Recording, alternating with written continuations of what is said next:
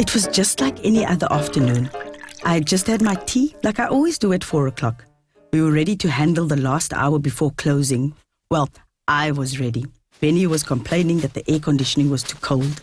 I told him to dust faster and get his blood flowing. Oh, it's good to see that he's improved since then. Anyway, it had been a busy day and sales were up. I felt exhilarated, but tired.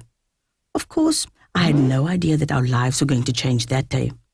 Just then, a tall, beautiful lady walked into the shop.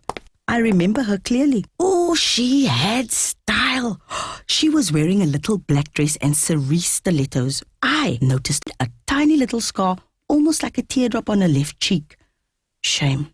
I wonder how she got it. I walked over and asked if she needed assistance. She said she wasn't shopping at the moment. She'd just popped in to ask directions to the nearest petrol station. It seemed a bit odd, but I tried to help nonetheless. As I was explaining the best route, a dodgy-looking guy carrying a tog bag walked in. I looked around for Benny, but he'd gone to the back. Before I could even think, this guy pulled a gun out of his bag and pointed it at me. He was shouting, "This is a hold-up. Where do you keep the cash?" Then he told me to open the till.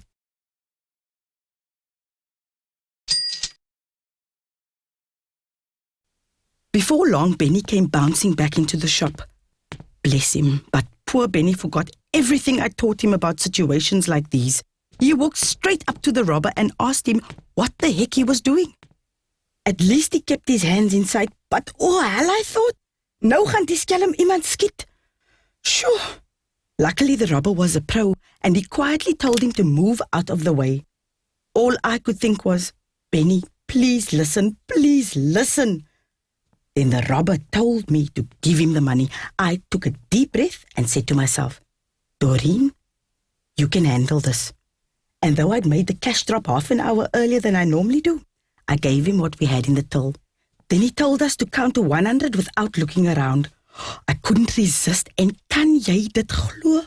He walked out the door like nothing had just happened. Well, I made sure he was well out the store, and then I pressed the panic button.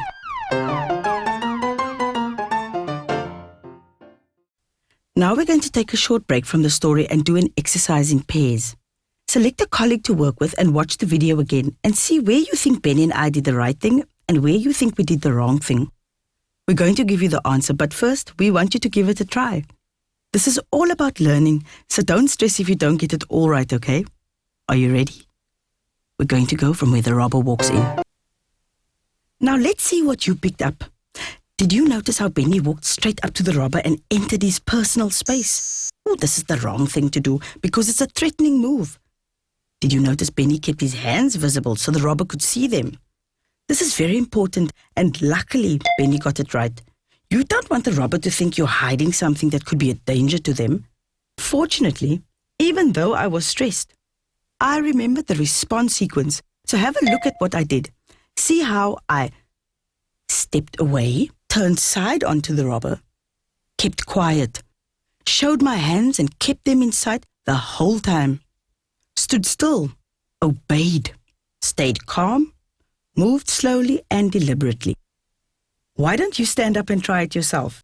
We call this the armed robbery response sequence.